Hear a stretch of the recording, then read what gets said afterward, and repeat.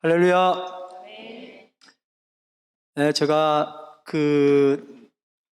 우연한 기회에 성당, 천주교의 앵글리칸 처치하고 또 두 개를 다 보았는데, 그 결혼식을, 결혼 예배를 드리는 건데, 우리들이 드리는 결혼 예배, 결혼식하고 굉장히 많이 달라졌습니다. 그게 이제 어떤 거였냐면, 제가 받은 감동은 결혼식임에도 불구하고 결혼식에서도 정말 제사를 드리더라고요. 하나님께 올려드리는 걸 하는 거예요. 신랑 신부가 주례자의 이야기를 듣는 게 아니라 그도 마찬가지고, 또 주례하시는 분도 하나님 앞에 뭔가를 올려드리는 그걸 이제 본 거예요. 그래서 혼배 성사라 그렇게 이야기하기도 하고, 또 결혼식 자체가 결혼 예배로서 그냥 신랑 신부가 주인공이 아니고 그냥 하나님이 주인공이더라 하는 그걸 이제 그 식 자체에서 너무 명확하게 보이더라고요. 그래서 참 도전을 받았었습니다. 그래서 우리 교회 예배도 이게 이제 말하자면 목사가 제사장이잖아요. 그럼 제사장은 제사를 드려야 되는 게 맞는데, 예배를 드리는 건지 안 그러면 그걸 보여주기 위한, 우리끼리 그냥 좋게 하기 위한 어떤 건지를 생각해보고 정말 하나님께 이 예배 시간에 그야말로 제물을 드리고 제사를 드려야 되는데, 그걸 우리가 뭘 놓치는가 하는 생각을 해봤었습니다. 그래서 제가 순서를 다시 한번 이렇게 봤는데, 순서 다가 제사 드리는 거 맞더라고요. 우리 마음이 그런 거지.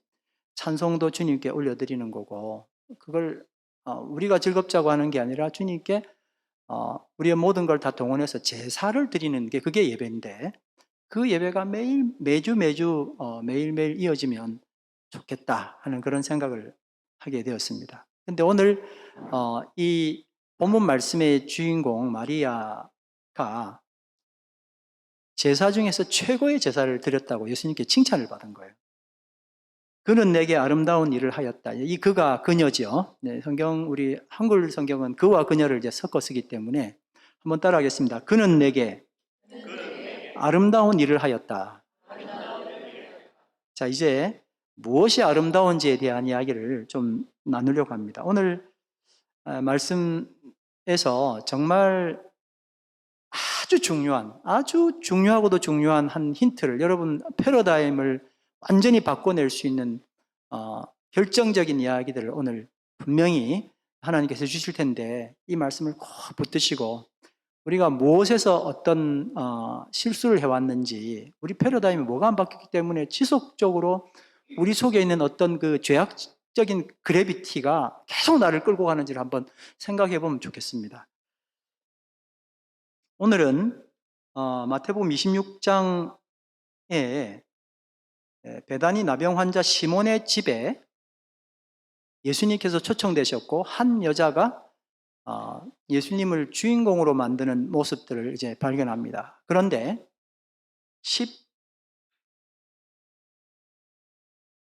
14절에서 16절까지의 말씀을 보면 느닷없이 이 헌신에 비해서 느닷없이 가룟 유다라고 하는 예수님의 제자입니다. 그렇죠? 너무 잘 아시는 가룟 유다가 예수님을 팔 계획을 세우고 제사장들을 만났다는 겁니다. 그래서 은 30잎을 주머니에 넣고 간 이야기가 정말 비교되도록 이 말씀에 같이 담겨 있는 것을 보게 되는 겁니다. 그렇게 한번 서두를 생각하시고 이제 말씀을 드리도록 하겠습니다. 여러분 아름다운 거 다 좋아하시죠? 아우 추한 거 좋아 이런 분은 뭐 별로 없는 것 같습니다. 요새 세계 경제 판도도 아름다움으로 돌아가고 있습니다. 옷도 아름다워야 되고, 옛날부터 아름다웠죠. 근데 이제 음식도 아름다워야 돼요. 음식도 예뻐야 먹지. 왜 그렇게 됐을까? 이걸 이제 요즘 말로는 미학경영이라고 하는데,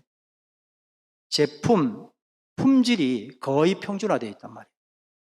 어느 집은 특별히 뭐가 맛있지만, 그러나 극도로 차이 나지는 않단 말이에요. 그러니까 평준화되어 있는 이 상황 가운데서 디자인, 다시 말해서 아름다움으로 제품을 마케팅할 수밖에 없다는 겁니다. 이걸 살까 저걸 살까는 옛날에는 일제가 좋았어 뭐 이러면서 이제 갔잖아요. 근데 뭐 일제 뭐 지금은 뭐 별로입니다. 뭐가 더 좋아? 디자인이 뭐가 더 좋은지 내 마음에 딱 드는지를 잡게 돼 있단 말이에요. 그래서 제품이 미학경영으로 가게 되어 있습니다. 그래서 디자인 전공한 우리 뭐 청년들은 뭐 물론 뭐 모든 청년이 그렇지는 않습니다만은 아주 잘 나가더라고요. 좋은 기업에서 디자인을 잘하기만 하면 그 청년을 뽑는 거예요. 자, 여러분 아름다움 다 좋아하시는데 아름다움이 뭡니까? 맛있으니까 맛있다 그러죠. 내가 어떻게 그걸 설명해요? 뭐 장금이도 아니고. 아름다움을 설명하라 그러면 갑자기 설명할 방법이 없어. 뭐가 아름답지? 뭔가 있을 거 아니에요. 아름답다는 게. 대답을 쉽게 하지 못합니다. 사람들은 아름답다고 구입한 것을 짧게는 6개월, 길어봐야 1년 지나면 실증 내게 되어 있습니다. 핸드폰을 한국에서 조사를 삼성, LG 뭐 그다음에 다른 또 외국 상품들을 다 동원해가지고 기간을 우리는 이제 24개월, 12개월 이렇게 해가지고 할부하잖아요. 그게 다 실증 내는 기간인데 실질적으로 계산을 해보니까 24개월 가는 건 잘 없고 9개월이 평균이더라고요. 9개월 안에 사람들이 거의 다 바꾸더라는 거예요. 저는 한번 쓰면 3년, 4년 이렇게 씁니다. 기능을 다 뭐가 있는지도 몰라요. 근데 할 수 없이 바꿔요. 남 바꾸니까 바꾸는 거죠. 근데 보편적으로 9개월 정도가 이 뷰티의 이 수명인 거예요. 최고로 아름답다고 핸드폰이 좀 비쌉니까? 이 인스턴트 뷰티가 6개월 내에 뭐로 변하냐면 쓰레기로 변하는 거예요. 변화, 새로움. 광고를 엄청나게 해야 되잖아요. 변화해야 돼 하고 광고하면 진짜 변화 하나 만들 것 같아. 이게 새로운 거예요. 내놓으니까 그걸 살 수밖에 없는 그런 형편이 된 겁니다. 여러분, 아름다움이 뭡니까? 한 기자가 물었습니다. 미스 코리아 심사위원, 심사 기준이 뭔지를 물었죠. 미스 코리아 왕관 차지할 수 있는 아름다움의 기준은 뭡니까? 심사위원장이 뭐라고 대답했냐면 조화와 균형이라고 대답했습니다. 핸드폰은 뭐라고요? 변화와 새로움. 근데 미스 코리아는 조화와 균형. 그러니까 이쪽 입하고 이쪽 입하고 반쪽 나눠가지고 여기 조금 뺐더라면 이게 안 되는 거예요. 그래서 입도 다 수술해가지고 다 맞춰야 돼. 이렇게. 조화와 균형을 이뤄야 이쁘다는 거예요. 그런데 같은 이 프로그램에서 기자가 동유럽 발칸반도 코소보에 가서 아름다움에 대해서 물었습니다. 여기는 전쟁통입니다. 잘 아시는 것처럼. 아름다운 여자의 기준이 뭐냐고 물었습니다. 그분들이 얼굴 표정이 누가 꾸며낸 이야기가 아니고 정말 아름다운 여자에 대해서 이야기하는데 호리호리하고 날씬한 여자가 아니고 뚱뚱한 여자를 너무너무 예쁘다고 아주 뭐 침이 마르도록 이야기를 하는 거예요. 남자도 그렇고 여자도 그렇고 정말 예쁜 여자는 통통한 아주 건강미 넘치는 여자가 너무너무 아름답대요. 왜 그랬을까요? 심각한 분쟁 속에서 계속 전쟁이 계속되니까 다산이 생존을 위해서 필요했고 건강한 아이를 낳는 것이 최고 신부의 조건이었던 거예요. 여성 미의 기준은 아이를 잘 낳는 것. 다시 말하면 뭐예요? 생존이었던 겁니다. 똑같은 기자가 물론 이제 기자는 다르겠지만 프로그램이 같은 거니까요. 코소보를 떠나서 아프리카 소말리아에 갔습니다. 한 부족 여성에게 최고 멋진 남자, 아름다운 남자가 누군지를 인터뷰했습니다. 그 사람이 공이 똑같이 하는 이야기가 극도로 비만한 남자가 최고 아름다운 남자라고 이야기를 했습니다. 제가 그 영상을 보니까 이 사람이 계속 먹는 거예요. 먹고 그 다음에 돌아서서 토해내고 또 먹어요. 왜냐하면 최고의 신랑이 되기 위해서는 몸이 이렇게 돼야 되니까. 왜 그런가? 전쟁과 가뭄이 일상인 이곳에서 뚱뚱한 남자라는 것은 배부르게 먹을 수 있다 하는 그런 의미였습니다. 여러분, 뚱뚱한 남자가 그 마을에 있다는 것은 그 마을에 위상이 올라가는, 이야, 이 마을에는 꽤 괜찮은 사람이 사는구나. 그래서 계속 먹는 거예요. 안에 들어가가지고요, 정말 몸도 안 움직이고 계속 먹어요. 그리고 토해내고 또 먹고 이래가지고 몸을 계속 살찌우는 거예요. 이들 두 곳의 아름다움의 기준은 조화와 균형이 아니라 생존이었습니다. 편안, 안심, 보호, 생존이 그 모습에서 걸리면 아름답다고 본 거예요. 미학이 있지 않습니까? 미학에서도 아름다움의 근원을 생존으로 보고 있습니다. 아름다움이 뭐냐? 그랬더니 우리는 아름다운 게 아름다운 거지. 뭐 그렇게 했잖아요. 근데 미학에서는 정의를 내린 거예요. 뭐가 아름답다고요? 생존 잘할 수 있는 게 아름답다. 사람들이 타지마할 같은 묘를 보면 워낙 좋은 건축물이니까 정말 아름다워. 뭐가 아름다운지 아세요? 좌우 대칭이 정확하거든요. 그러니까 좌만 봐도 우가 보여. 그 불안한 미래가 보이는 거예요. 아, 좌를 보니 저쪽도 분명히 저럴까 했는데 진짜 그렇거든. 그러니까 불안함이 사라지는 거예요. 뭐가 아름답다고요? 불안이 없을 때. 생존할 수 있는 가능성을 보여줬을 때 아름답다고 본 거예요. 누가 그걸 가르쳐줬는지 몰라요. 하여튼 우리는 그걸 아름답다고 생각하고 왔었어요. 생존이라고 한 번도 들어본 적도 없는데 생존과 연관된 뭔가가 있으면 늘 아름답게 보였던 거예요. 그래서 우리는 그걸 사고 소비했던 겁니다. 실상 조화와 균형도 생존과 같은 선상입니다. 조화와 균형이라는 것은 불안감을 없애고 예측이 가능하기 때문에 안심할 수 있다 하는 것입니다. 결국 미라는 것은 뭘까요? 아름다움은? 우리가 아름다워요, 아름다운 것만 사요 했는데 알고 봤더니 이게 생존과 직결됐던 거예요. 간지난다, 스타일 죽인다, 이렇게 패션을 주도해 나간 사람들 봅니다. 정말 제가 어릴 때부터 의아했던 게 이번에 패션은 뭐예요? 이러는데 도대체 그건 누가 만드는 거야? 여러분 아세요? 누가 만드는지? 하여튼 누군가가 만들 거 아니에요. 패션 업계가 주도하겠죠. 이 사람들이 또 사람들의 생각을 주로 해가지고 지난번에 유행했던 것 말고 또 딴 걸 또 유행시킨단 말이에요. 근데 그게 어떻게 먹히냐고요. 다 이유가 있겠죠. 근데 그 키가 뭐냐면은 바로 생존이었던 거예요. 불안한 마음은 모든 사람들에게 저변에다 깔려 있는데 지금 6개월 내에 이 제품을 계속 갖고 있으면 딴 사람한테 밀린다는 거예요. 언제 내가 또 다시 도태될지 몰라. 그러니 뭘 해야 돼요? 새 걸 사야 되라고 지속적으로 광고하는 거예요. 그랬더니 불안한 마음, 그 그래비티가 나를 또 주워잡기 때문에 할 수 없이 그 물건을 또 사고 난 다음에 휴 하고 안심하는 거예요. 집에 최고 패션이라고 말했던 6개월 전에 사두었던 간지나는 옷이 여전히 있는데 왜 옷은 또 사게 될까요? 여기는 별로 안 사시죠, 다? 10년 전 옷 입고 오신 분들, 멋있는 분들 되게 많습니다. 근데 세상은 그렇지 않습니다. 집에 다 쌓아놓고도 또 하나 더 사야 이게 마음이 놓이는 이유가 생존 때문에 그런 거예요. 그것은 불안감을 믿기로 하는 광고 때문에 그렇습니다. 불안감으로 그 패션을 사고 당분간 안심합니다. 나도 이제 주류다.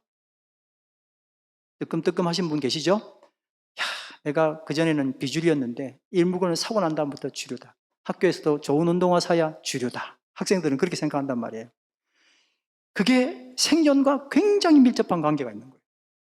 당분간 생존은 하겠군. 그런데 인간의 변덕스러운 불안감 때문에 그 편안함 오래가지 못합니다. 그때 엄청난 금액으로 무차별적으로 들어오는 광고, 나도 모르게 그 광고를 보고 이제 저걸 사야 되는구나 라고 대안으로 그걸 또 쏘은 거죠. 또 사게 되는 거예요. 이것이 내 인생을 주도하게 되고 계속 반복하는 겁니다. 결국 인간이 설정한 아름다움은 생존이라고 하는 근원적인 불안감을 무기로 끝도 없이 쓰레기를 만들어 내는 겁니다. 여러분, 생존하니까 어디서 많이 들어본 단어죠? 어디서 나온 단어입니까? 생존이란 말이 진화론 주된 사상인 적자생존입니다. 진화론은 키워드를 정확하게 잡았어요. 이 세상 모든 사람에게 다 걸릴 수 있는 것은 생존입니다. 서바이벌입니다. 서바이벌. 진화론을 기반으로 한 미학 역시 미에 대한 학문입니다. 미학 역시 같은 관점입니다. 왜 미학에서는 생존을 미의 기준으로 여겼을까요? 미학은 뭐죠? 학문이죠. 이 세상 학문은 예수 없이 세상을 해석하는 겁니다. 세상을 해석해야 되는데 모든 세상이 다 예수님만 놓고 신이 계시고 그 다음에 해석을 하니까 신은 없어. 그 다음 어떻게 하는 거예요? 신이 없고 난 다음에 세상을 해결해야 되잖아요. 그게 학문이 된 게 그 중에 하나가 미학인 거예요. 예수 없이 세상을 가장 잘 설명할 수 있는 최고의 도구는 뭐예요? 그게 바로 진화론이고, 진화론의 핵심이 뭐라고요? 그게 생존입니다. 여기 계신 어떤 분들은 진화론 적당히 믿는 분도 계실 거고, 어떤 분은 진화론 절대 말이 안 돼 하신 분도 계실 거고, 여러분이 계시겠지만 실질적으로 우리의 삶 가운데는 진화론의 키워드인 생존이 늘 도사리고 있고 그걸 따라 할 수밖에 없게 되어 있는 거예요. 자, 그렇다면 크리스찬의 아름다움은 뭘까요? 진화론은 그렇게 이야기하고 미학은 그렇게 이야기하는데 크리스찬의 아름다움은 뭘까요? 어거스틴은 하나님의 본질을 진, 선, 미라고 정의를 했습니다. 근데 기독교는 그동안 진짜 가짜를 따지는 진, 지금도 엄청 많이 하고 있죠. 이게 맞아 틀려 이거 하잖아요. 그죠? 그 다음엔 뭘까요? 선, 선이냐 악이냐 엄청나게 따져왔었습니다. 그 이유는 여러 가지가 있습니다만은 우상을 만들지 말라고 말씀하셨던 그것 때문에 기독교는 가급적 미에서 좀 떨어져 있었습니다. 아름다움과 추한가를 따지는 미의 영역이 굉장히 등한시되었습니다. 대신 기독교 아닌 다른 종교들은 엄청난 미술품들이 많이 나타나죠. 그러니까 이제 미를 추구하는 이 시대에 지금은 미가 대세지 않습니까? 명확한 크리스찬 미의 개념을 확립한다는 건 굉장히 중요한 시대의 요청입니다. 기독교는 진리이신 하나님, 선하신 하나님에 대해서는 자신 있지만 아름다우신 하나님에 대해서는 잠시 주춤합니다. 성경에서 고지고대로 아름다우신 하나님이라고 찾기가 굉장히 힘듭니다. 선하신 하나님 많이 있습니다. 진리이신 하나님 얼마든지 찾을 수 있습니다. 아름다우신 하나님이라면 잠깐 움찔하고 봐야 됩니다. 더구나 이사야 53장 2절 말씀에 보면 다 같이 읽습니다. 그는 주 앞에서 자라나기를 연한 순 같고 마른 땅에서 나온 뿌리 같아서 고운 모양도 없고 풍채도 없은즉 우리가 보기에 흠모할 만한 아름다운 것이 없도다. 누구에 대한 이야기입니까? 예수님에 대한 이야기. 예수님이 아름답지 않더라는 거예요. 마른 땅에서 나온 순 같대요. 얼마나 볼품이 없습니까? 풍채도 없답니다. 멋진 풍채 자체도 없고 우리가 보기에 흠모할 만한 아름다운 것이 없다고. 그게 예수님의 모습이었습니다.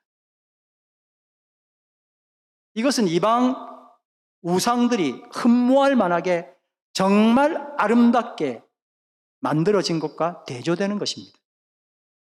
베드로전서 3장 3절 4절 말씀에는 오히려 이렇게 말씀합니다. 시작.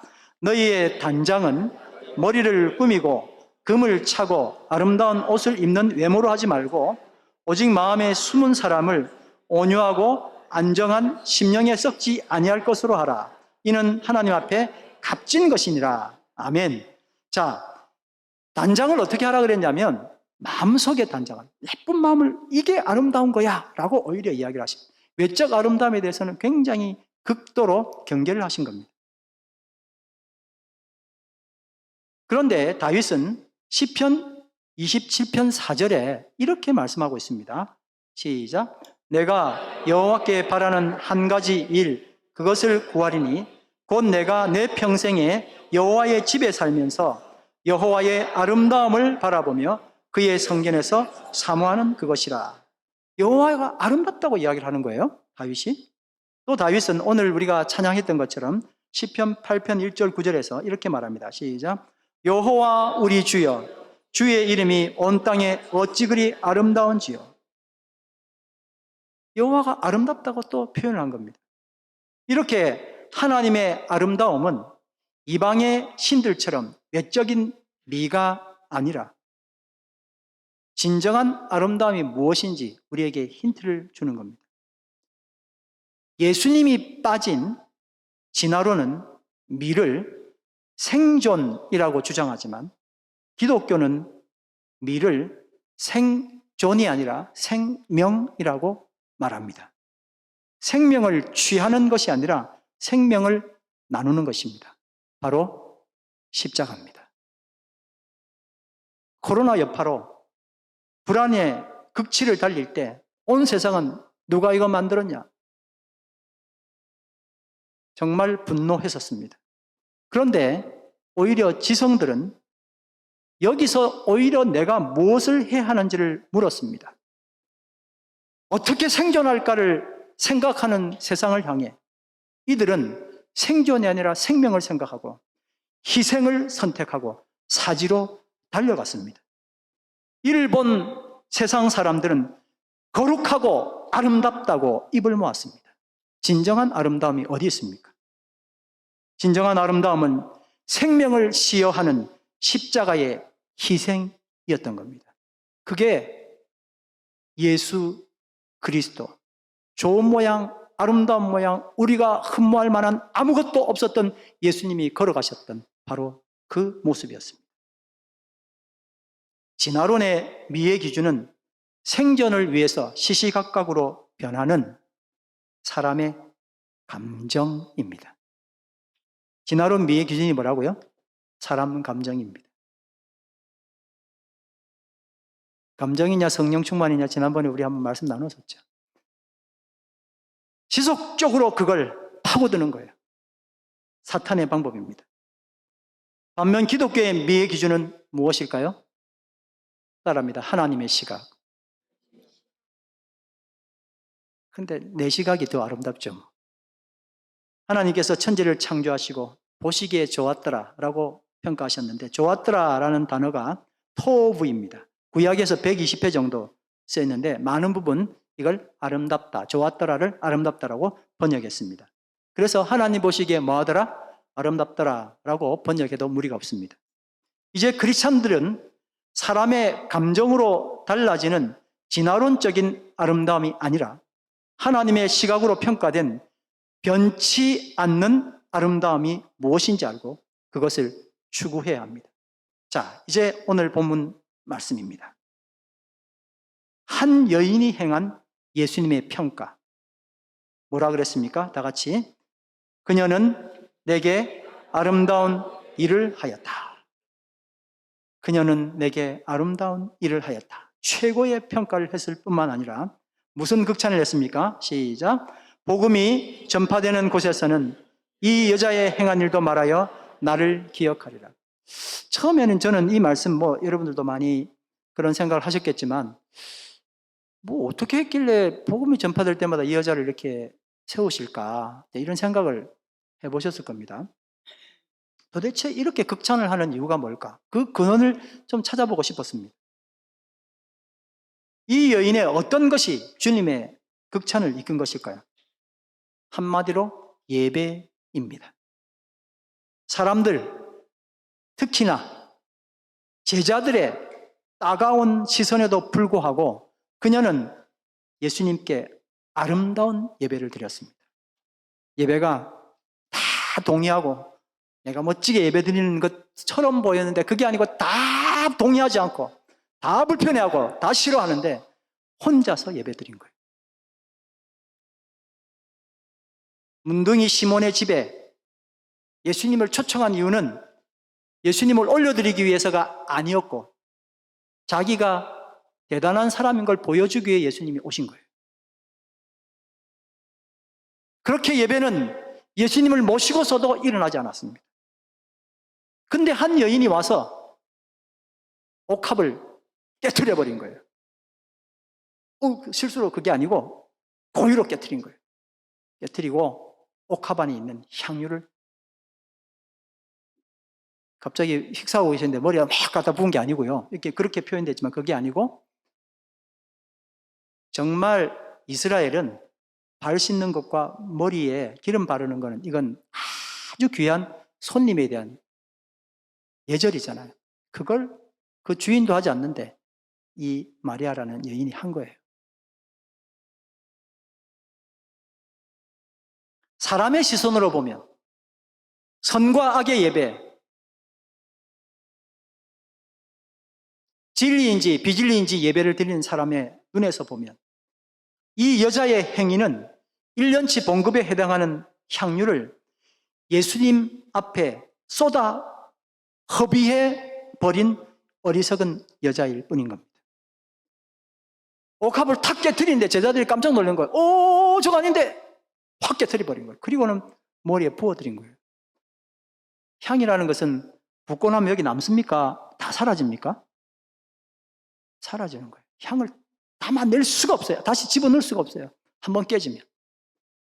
아유, 저걸 세상에 그냥 예수님께 그냥 드리지, 그냥. 저걸 왜 깨는 거야? 화들짝 놀란 거예요. 참과 거짓, 선과 악을 따지는 습관에 매여서 진정한 진리이시며 진정한 선이신 예수 그리스도 앞에 예배할 생각도 못한 사람들은 이 여자의 행동이 너무나 못마땅했을 겁니다.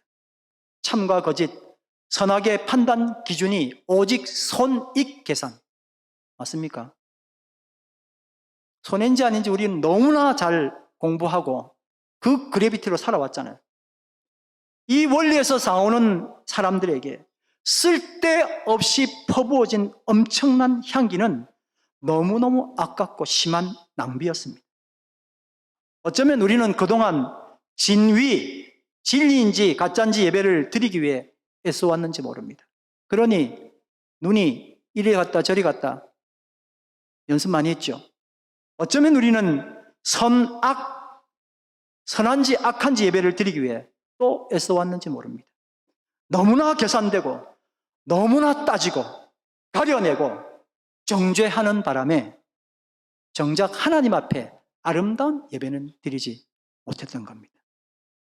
나에게 집중하고 사람들을 의식하는 잘못된 예배에 익숙한 나머지 하나님께 집중하는 진정한 예배, 하나님 앞에 아름다운 예배는 무엇인지도 모르고 드려본 적 없을 수도 있다는 겁니다.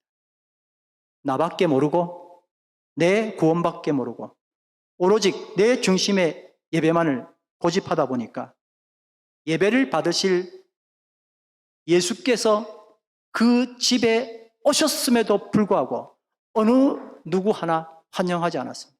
그를 환영하면 내가 죽는데요. 그를 환영하면 내 꼴이 말이 아닌데요.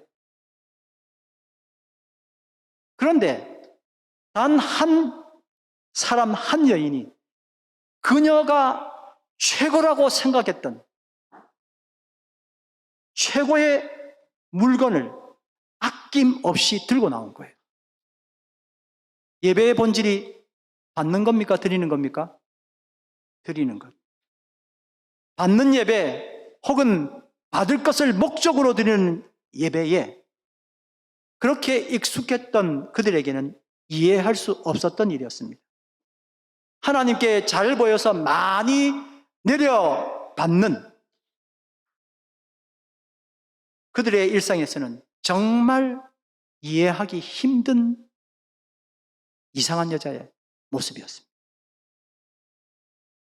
예배가 여전히 생존이었던 그들에게 그녀의 행동은 결코 이해할 수 없는 것이었습니다.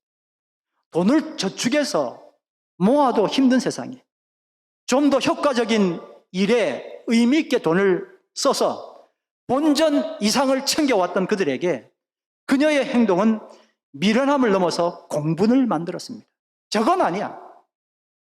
그러나 그녀가 가진 모든 것, 어쩌면 세상에서 꽤 알아주는 가치 있는 것을 예수님 앞에 어떻게 했다고요? 드렸다고요? 깨트렸다고요. 드렸다고요? 깨트렸다고.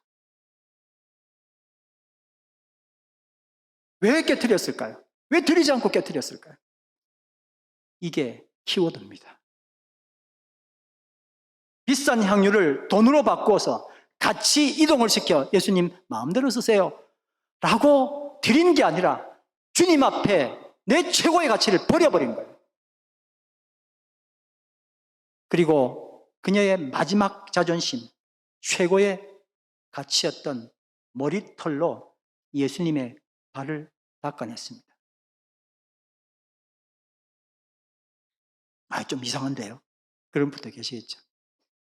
최고의 가치. 내가 여자 중에 최고가 뭐 딴 게 있겠습니까? 머리털로 예수님 발을 닦은 겁니다. 헌신, 이런 헌신이 없습니다. 여러분, 머리털로 남 발 닦아본 적 있습니까? 최고의 가치 있던 것들, 그것들을 위해 일생을 살았고 그걸 위해서 예배드렸던 그녀는 예수님 앞에서 그것들을 모두 무가치하다고 던져버린 겁니다. 생존이 끝나야 예배가 시작됩니다. 이미 크리스찬에게 있어서 생존은 끝나버린 과거입니다. 한번 옆 사람에게 이야기합니다. 생존이 끝나야 예배가 시작됩니다. 졸릴 때 한 번씩 옆 사람하고 이야기를 해야 됩니다. 이 여인은 생존을 위한 예배를 과감하게 끊어버리고 생존을 위해 살아왔던 자신의 모든 것을, 그 생존 덩어리를 예수님 앞에 버린 거예요.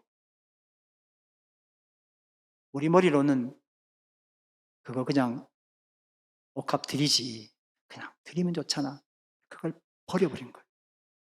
그래서 그녀는 예수님을 위한 아름다운 예배를 드림으로 복음이 전파되는 곳에서는 이 여자의 행한 일도 말하여 그를 기억하라 하고 주님께서 극찬하신 겁니다. 제가 사는 오네와로드에는 레로이 부시 보호지역을 끼고 있습니다. 여러분 동네에도 좋은 리저브되어 있는 그런 공원들이 있지 않습니까? 이곳은 멋진 산책로가 있어서 많은 사람들에게 휴식을 줍니다. 뿐만 아니라 한여름 밤에 이 숲으로 들어가면 너무나 멋진 모습을 볼 수 있습니다. 가보신 분? 하나, 둘, 셋, 넷. 네. 우리 집 근처에 사시는 분들은 한번 가보셨을 겁니다. 바로 글로웜의 향연입니다. 글로라는 뜻이 빛을 내다라는 뜻입니다. 빛내는 지렁이는 아니고 벌레, 그런 겁니다.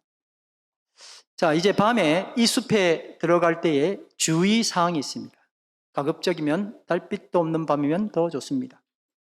빛공해로 시달린 우리들의 눈을 10분에서 15분 정도 숲의 어두움에 적응시켜 주어야 한다는 겁니다. 그 짧은 시간에 사람들은 갈등합니다. 이 컴컴한데 손전등 들고 여기 혹시 절벽인지도 모르는데 목사님 데리고 가니 뭐 가긴 가야 되겠고 뒤따라오기도 곤란하고 돌아가기도 애매하고 그 캄캄한 길을 계속 걸어간단 말입니다. 5분이 50분 정도 느껴질 수도 있습니다. 아무리 가도 보이는 게 없는데 목사가 가자 해서 따라오긴 했는데 혹 잘못 온 건 아닌가, 꼬리 잡으면서 겨우겨우 따라오다가 손전등 의지해서 길을 찾던 그 길이 손전등 필요 없어, 손전등 도움을 받지 않아도 갑자기 눈에 들어오는 것이 생기는 시간이 됩니다. 하늘은 이미 숲이기 때문에 하늘은 보이지 않습니다. 갑자기 숲에 은하수처럼 펼쳐진 환상의 반짝임을 보게 됩니다. 바로 글로우웜의 빛입니다. 여기저기서 감탄이 흘러나옵니다. 여러분, 와이토모 동굴에 보이는 바로 그 글로우웜인데 그것만큼 화려하지는 않습니다만은 숲에서 이렇게 보여지는 환상은 정말 말로 표현할 수 없습니다. 시간이 지나면서 내 눈앞에 글로우웜의 빛은 더 선명해지고 더 많이 나타납니다. 내가 어둠에 이 눈이 세상 빛 공해에 시달리지 아니하고 세상의 빛의 모든 공해들이 다 사라지는 순간에 더 많은 글로우웜들의 향연을 볼 수가 있습니다. 시간이 되어서 집으로 돌아가는 시간이 되면 왔던 길을 되돌아갑니다. 그러곤 깨달음이 오게 됩니다. 처음 캄캄하다고 말했고 힘들게 걸어갔던 바로 10분, 15분간의 그 길에도 이미 글로우웜들이 빛의 향연을 계속하고 있었다는 것을 깨닫게 됩니다. 올라가면서 내가 아까 내려왔던 그 10분 동안 보이지 않았던 그 캄캄한 길에 이미 글로우웜들이 반짝반짝거리면서 빛을 내고 더 가까이 볼 수 있어요. 꼬리를 내리고 있는 그 모습도 볼 수 있고 너무나 신기한 것을 바라보게 됩니다. 아, 내가 아까 왔던 그 길이 이미 글로우웜들은 자기 빛을 내고 있었구나. 단지 나는 빛의 공해 때문에 보지 못했었구나 하는 것을 깨닫게 되는 겁니다. 우리는 오늘 예배드리기 위해서 이 자리에 모였습니다. 예배의 궁극은 하나님을 뵙고 그 하나님께 경배드리는 것입니다. 그런데 이미 세상의 빛 공해로 우리 눈은 이미 계심에도 불구하고 큰 영광 중에 계신 그 하나님을, 거룩하신 하나님을, 영광의 하나님을 뵙지 못하는 것입니다. 그래서 우리는 늘 그렇게 반복되는 예배 아닌 예배를 드리고 돌아갑니다. 그런 생존의 예배를 드렸으니 또 일주일간 치열하게 생존 경쟁을 향해 뛰어듭니다. 뭡니까? 감춰야죠. 생존하기 위해서. 가급적 내놓지 말아야 하고 자기 보호해야 한다는 치열한 생존을 또다시 시작합니다. 그래서 괴로운지 모르고 밤에는 남 탓하게 됩니다. 지금껏 해온 것처럼 말입니다. 우리가 하나님의 영광 앞에 서 있기를 원한다면 내가 추구했던 빛에서 떠나야만 가능합니다. 지금껏 내가 추구했던 빛은 무엇입니까? 편안함입니다. 안심입니다. 보호입니다. 생존입니다. 하나님을 믿는 이유가 이것 때문입니다. 얼마나 우리가 야비한 사람인지를 깨닫는 겁니다. 예배드리는 이유도 여기 있습니다. 공급하시는 하나님, 축복의 하나님, 자비의 하나님, 인도하시는 하나님, 치료의 하나님, 능력의 하나님 모두 다 아멘 하고 난리가 나는데 거룩하신 하나님, 뭐지? 죄송하지만 이 모든 하나님은 나의 생존을 위한 방편으로 모시는 하나님일 뿐입니다. 따라합니다. 생존이 끝나야 예배가 시작된다. 아멘. 생존이 끝나야 생명이 시작됩니다. 그런데 여전히 크리스찬이라고 하면서도 생존이 삶의 최고 이유입니다. 바로 이 생존의 빛이 나에게 계속 비추는 한 나는 생존을 위한 하나님을 만나 뵐 줄은 모르지만 거룩하신 하나님의 영광은 결코 뵙지 못할 수 있습니다. 생존을 종식시킬 유일한 방법은 나에게 주어진 내 눈에 밟히는 바로 그 십자가를 거부하지 않고 과감하게 지는 것입니다. 주님과 함께 말입니다. 마태복음 11장 28절에서 30절 말씀 다 같이 읽습니다. 수고하며 무거운 짐을 진 사람은 모두 내게로 오너라. 내가 너희를 쉬게 하겠다. 나는 마음이 온유하고 겸손하니 내 멍에를 메고 나에게 배우라. 그리하면 너희는 마음에 쉼을 얻을 것이다. 내 멍에는 편하고 내 짐은 가볍다. 아멘. 만약 십자가 지기를 포기한다면 잠깐은 행복할 겁니다. 은 30을 가진 가룟 유다처럼 말입니다. 그러나 마리아처럼 생존을 포기하고 생명을 창조하는 위대한 일을 오늘 우리가 할 수 있습니다. 크리스찬에게 있어서 생존은 더 이상 이슈가 아닙니다. 왜냐하면 하나님께서 이미 우리의 생존을 해결하셨기 때문입니다. 요한복음 5장 24절 말씀 다 같이 읽습니다. 내가 진정으로 너희에게 말한다. 내 말을 듣고 또 나를 보내신 분을 믿는 사람은 영원한 생명을 가지고 있고 심판을 받지 않는다. 그는 죽음에서 생명으로 옮겨갔다. 아멘. 오늘 이번 주 암송 말씀을 같이 읽겠습니다. 내가 진정으로 너희에게 말한다. 온 세상 어디서든지 이 복음이 전파되는 곳에서는 이 여자가 한 일도 전하여져 그를 기억하게 될 것이다. 여러분, 주보 쓰레기통에 넣지 마시고 금주의 묵상 3가지를 하루에 한 번씩이라도 보시고 묵상해 보시길 바랍니다. 첫 번째, 세상의 아름다움과 크리스찬의 아름다움의 기준은 각각 어떻게 다른가? 오늘 목사님 말씀 들어보니까 이런 것 같아 하고 정리를 한번 해보시기 바랍니다. 두 번째, 예수님이 향유를 부은 마리아의 예배를 극찬하신 이유가 무엇인가? 그것도 말씀 리뷰입니다. 세 번째, 마리아와 가룟 유다의 예배 방식은 어떻게 다른가? 나는 마리아의 예배를 드리는가? 가룟 유다의 예배를 드리는가? 생각해 보시기 바랍니다. 이제 다 같이 일어나셔서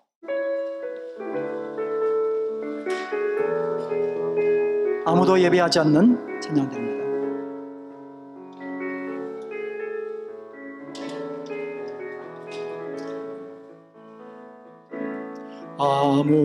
아무도 예배하지 않는 그곳에서 주를 예배하리라. 아무도 찬양하지 않는 그곳에서 나 주를 찬양하리라. 누구도 헌신하지 않는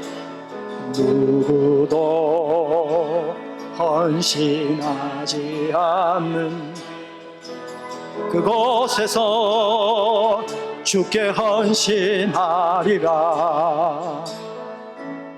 누구도 증거하지 않는 그곳에서 나 주를 증거하리라. 내가 밟는 모든 땅 주를 예배하게 하소서. 주의 보혈로 덮어지게 하소서. 내가 선 이곳 주의 거룩한 곳 되게 하소서. 주의 향기로 물들이소서. 우리가 다 같이 이 시를 한번 읽겠습니다. 다 같이 읽습니다. 아무도, 시작. 아무도 예배하지 않는 그곳에서 주를 예배하리라. 아무도 찬양하지 않는 그곳에서 나 주를 찬양하리라. 누구도 헌신하지 않는 그곳에서 주께 헌신하리라. 누구도 증거하지 않는 그곳에서 나 주를 증거하리라. 내가 밟는 모든 땅 주를 예배하게 하소서. 주의 보혈로 덮어지게 하소서. 내가 선 이곳 주의 거룩한 곳 되게 하소서. 주의 향기로 물들이소서. 오늘 말씀을 생각하시면서 다 같이 기도드리겠습니다. 아버지 하나님, 은혜를 감사합니다. 진정한 예배를 드리기를 원합니다. 모든 예배 순서를 통하여 제사를 올려드리기를 원합니다. 주님 앞에 최고의 헌신을 올려드리기를 원합니다. 아무도 예배하지 않는 이곳에서 나는 예배하기를 원합니다. 마리아처럼 주님께 내 모든 것들을 그냥 드리는 것이 아니라 깨트려버리고 무효화시키고 아무것도 아님을 고백하며 이제 그 생존의 모든 것들을 깨트려 주님께 진정한 예배를 드리기를 원합니다. 생존이 끝나야 예배가 되는데 오늘도 생존을 붙들고 또 집에 돌아갑니다. 하나님, 이 어리석음을 불쌍히 여기시고 우리를 주의 사랑으로 인도하여 주시옵소서. 내가 밟는 모든 땅 주를 예배하게 하소서. 주의 보혈로 덮어지게 하소서. 내가 선이고 주의 거룩한 곳 되게 하소서. 주의 향기로 물들이소서. 우리는 오늘 교회에 왔습니다. 예배드리기 위해서 말입니다. 예배는 하나님을 만나는 것인데 하나님 만나는 거 별로 신경 쓰지 않습니다. 그동안 내 감정에 위로를 주는 하나님 만나느라 하나님의 혜택만 신경 쓰고 하나님, 거룩하신 하나님, 그 영광, 본체를 만나지 못했습니다. 오늘은 십자가를 지라는 설교를 하니 더 힘듭니다. 생존에서 파생된 아름다움을 추구하느라 수십 년 기도하며 그걸 신앙이라 생각하고 살아왔는데 생존이 아니라 생명이 진정한 아름다움이라고 하는데 과연 이 부담스러운 설교는 어느 날 끝나나. 십자가지라는 말만 빼면 교회에 나올 만한데 이러면서 오늘 설교에 또 마음문을 닫아 버리기도 합니다. 남이 지는 십자가는 멋있어 보이는데 내가 지는 건 너무 싫습니다. 기도드리겠습니다.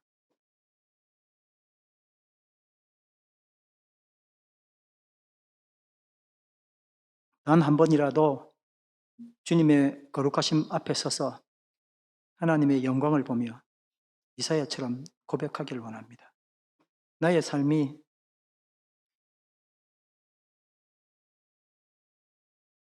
하나님을 바라봄으로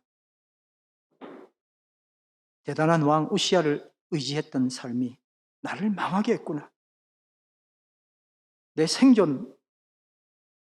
생존만을 생각했던 내가 망하게 됐구나. 다 던져버리고 화로다 나여 망하게 되었다고 진짜 한번 고백해 보기를 원합니다. 마리아처럼 그렇게 가치 있다고 여겼던 모든 것들 주님 앞에 모두 버려보기를 원합니다. 주님, 우리를 불쌍히 여겨 주시옵소서. 예수님 이름으로 기도드립니다. 아멘.